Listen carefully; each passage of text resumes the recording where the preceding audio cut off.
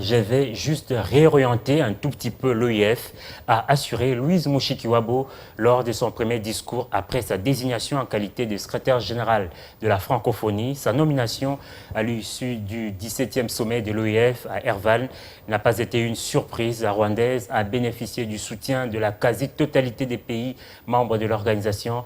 Quel avenir pour l'OIF avec Louise Mushikiwabo, qui est la nouvelle patronne de cette organisation? Je vous propose ce portrait signé Alain Boma.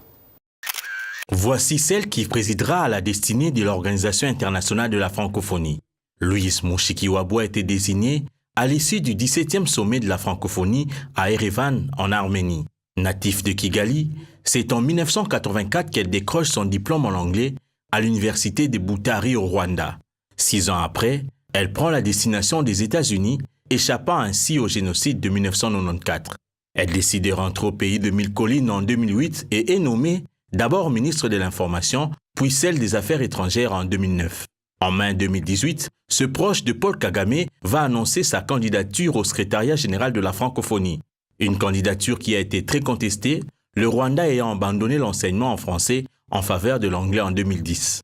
La désormais successeur de Michaël Jean à la tête de l'OIF placera la jeunesse au centre de son action durant les 4 prochaines années. Ce cadre du Front patriotique du Rwanda s'engage à donner une meilleure visibilité de l'organisation en cette période de grands enjeux.